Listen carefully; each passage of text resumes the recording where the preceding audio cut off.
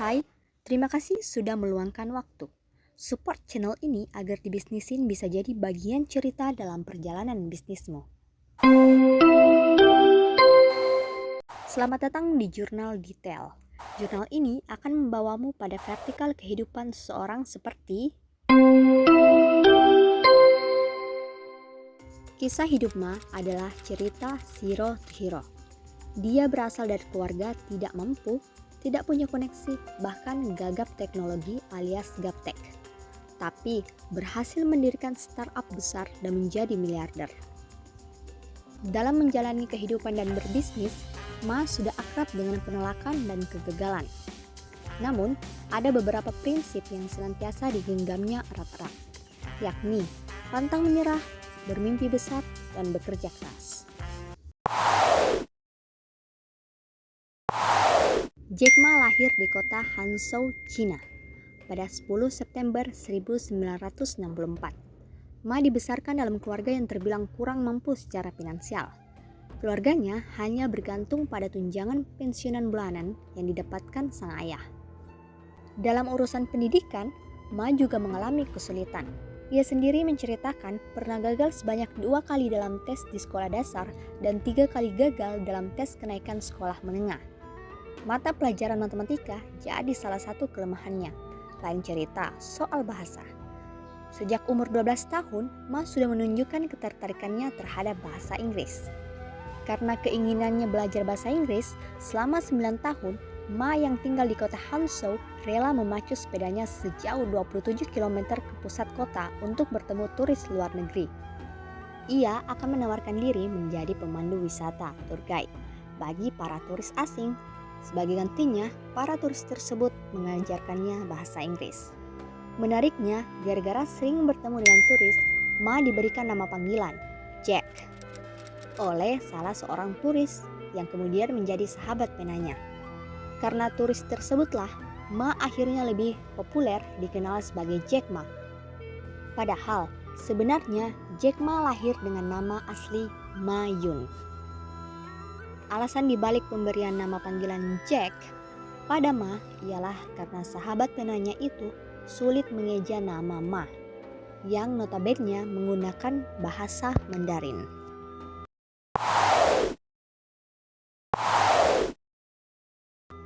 Karena kegemarannya pada bahasa Inggris pula, Ma juga akhirnya berkeinginan untuk masuk kuliah di jurusan bahasa Inggris. Namun, lagi-lagi ia harus menghadapi kegagalan. Ma gagal dalam ujian masuk Hangzhou Teachers College sebanyak 2 kali.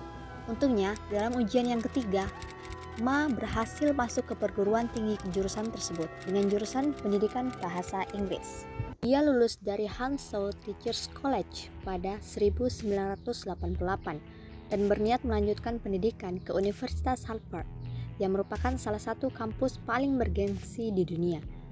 Ma mendaftar ke Harvard sampai 10 kali. Sayang, semuanya ditolak. Ma pun melamar kerja di berbagai tempat dan profesi, mulai dari menjadi petugas polisi, pegawai KFC, hingga pelayanan di restoran hotel bintang 5. Jumlah pekerjaan yang dilamar ketika itu diceritakan mencapai 30. Lagi-lagi tak ada yang tembus. Saya bahkan melamar di KFC.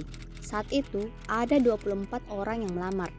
23 diterima dan saya satu-satunya orang yang ditolak lamarannya, ungkap Ma.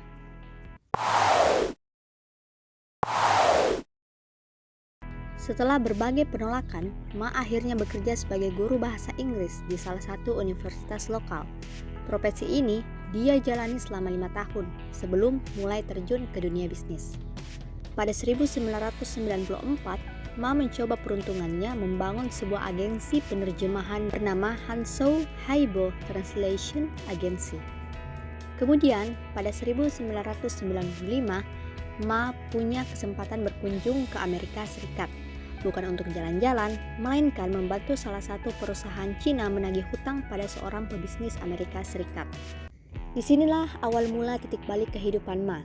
Misi menagih hutang tersebut gagal total. Pebisnis Amerika Serikat itu tidak mau membayar hutang dan malah menodongkan pistol serta mengurung Ma di dalam rumah selama 2 hari.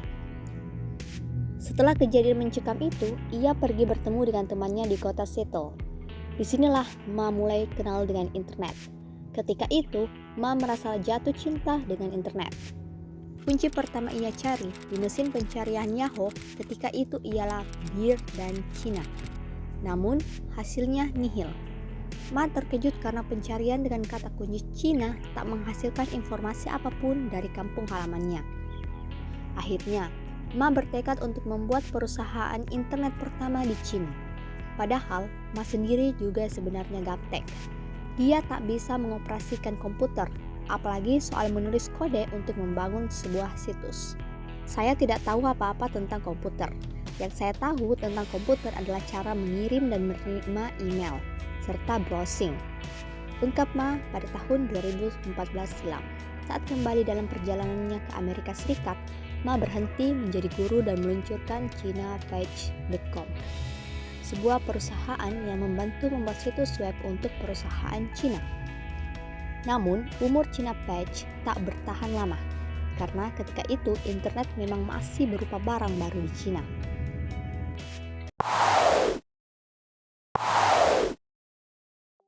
Tak menyerah, Ma bertekad untuk mencoba membuat bisnis internet lainnya. Pada 1999, demam internet mulai melanda pusat bursa Wall Street di Amerika Serikat. Di sini, Ma melihat adanya peluang dan masa depan bagi bisnis internet. Akhirnya, ia memanggil 17 orang temannya ke apartemennya untuk mendirikan situs jual beli online yang kemudian ia namai sebagai Alibaba.com ini. Seluruh temannya yang hadir ketika itu dipalak untuk membantu dirinya mendanai situs tersebut. Hari itu saya berbicara seperti orang gila, kenang Ma bercanda. Lalu aku berkata, taruh uangmu di atas meja. Kami mendapatkan $60.000 Amerika Serikat ketika itu.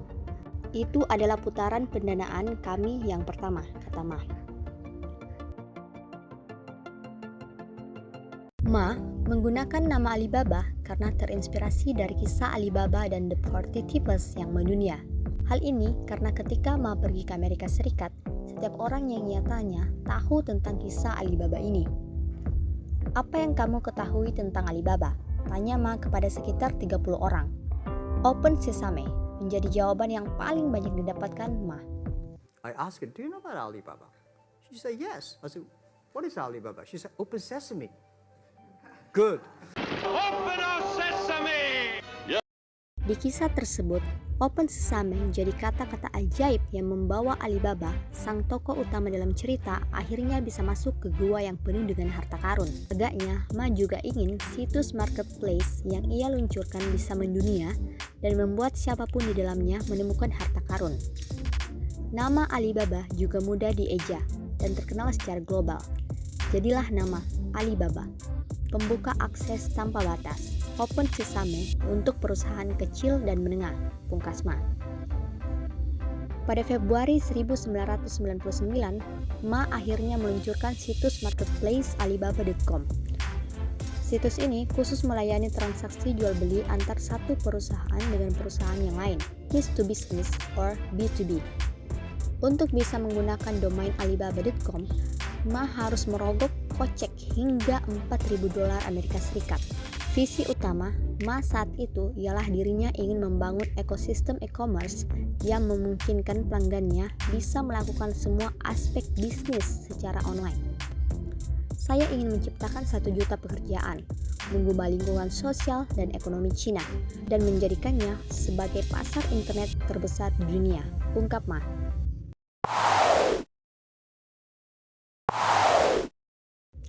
Setelah 6 bulan diluncurkan, Alibaba berhasil menerima investasi senilai $25 juta dari bank investasi AS Goldman Sachs dan perusahaan telekomunikasi Jepang SoftBank.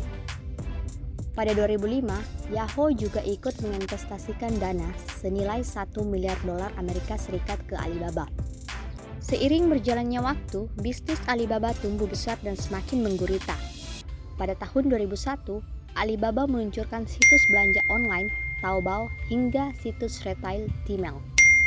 Bisnis Alibaba Group juga akhirnya merambah keluar platform jual beli online dengan masuk ke bisnis komputasi awan, Alibaba Cloud, ekspedisi AliExpress, pembayaran digital, Group Alipay, produksi film Alibaba Pictures, hingga media South China Morning Post. Pada 2014, Alibaba melantai di bursa New York Stock Exchange (NYSE) Amerika Serikat dengan kode BABA. Ketika itu, penawaran umum perdana Alibaba berhasil mengumpulkan dana senilai 25 miliar dolar Amerika Serikat. Dengan nilai tersebut, IPO Alibaba disebut-sebut sebagai penawaran umum perdana terbesar sepanjang sejarah bursa NYSE. IPO itu juga akhirnya menjadikan Ma sebagai salah satu miliarder dunia dan orang terkaya di Cina. Setelah IPO, perkiraan kekayaan Ma ditaksir mencapai 20,5 miliar dolar Amerika Serikat menurut Investopedia. Menurut data di situs The Real Billionaires Forbes, kini Ma masih berada di posisi ke-25 sebagai orang paling tajir sedunia, dengan total kekayaan bersih mencapai 48,9 miliar dolar Amerika Serikat, kira-kira 713,5 triliun. Sedangkan nilai kapitalisasi Alibaba saat ini tercatat di angka 645,8 miliar dolar Amerika Serikat, atau setara dengan 9.423 triliun per 16 April 2021 menurut data di situs Marco Trends. Kesuksesan Ma mendirikan startup boleh dibilang tak berkaitan dengan kemampuan teknis ataupun kemampuan berbisnis. Saya tidak tahu apa-apa tentang teknologi, tentang marketing, bahkan hal-hal legal tentang perusahaan, kata Ma pada konferensi Pipa Tech di Paris pada Mei 2019 silam. Lantas, apa yang membuat Ma sukses? Membuat pelanggan dan pegawainya senang agaknya menjadi hal utama di balik kesuksesan Ma membangun Alibaba. Setelah IPO pada 2014, pria berperawakan kecil itu secara terang-terangan menyebutkan bahwa pelanggan dan pegawai merupakan prioritas dalam menjalankan bisnis. Kami percaya, pelanggan nomor 1, karyawan nomor 2, dan pemegang saham nomor 3, ungkap Ma. Ketika menjalankan bisnisnya, Ma juga sering meluangkan waktunya untuk membaca komplain yang ditujukan pada perusahaan. Dan begitu, ia akan berpikir keras bagaimana bisa memberikan layanan yang lebih baik. Ma juga berusaha menjadi visioner dengan memandang jauh ke depan. Ketika kamu percaya pada masa depan, kamu akan mulai melakukannya, kata Ma. Inilah yang ia bawa ketika memimpin Alibaba dan membuatnya sukses hingga seperti sekarang. Tak ketinggalan, rasa humor juga hal lain yang mendorong kesuksesan Ma dan Alibaba. Ma bahkan dikenal sebagai pemimpin yang memiliki rasa humor yang tinggi. Ketika perusahaan pertama kali memperoleh keuntungan, Ma diketahui pernah memberi setiap pegawai Alibaba sekaleng mainan silly string untuk merayakannya. Ia juga pernah mendorong para pegawainya melakukan handstand saat istirahat untuk meningkatkan energi mereka. Pernah satu saat di acara ulang tahun Alibaba, Ma berpakaian seperti Michael Jackson dan tampil di depan puluhan ribu karyawan Alibaba. Tak ketinggalan, Ma juga pernah membintangi film pendek Kung Fu berjudul Gong Shou Dao yang diproduksi oleh perusahaannya sendiri. Film ini turut dibintangi oleh pemeran papan atas Cina seperti Jet Li dan Donnie Yen. Di Cina, Ma sudah layaknya seperti seorang selebriti. Banyak orang akan menunggu kehadiran Ma untuk tampil atau berbicara di depan mereka.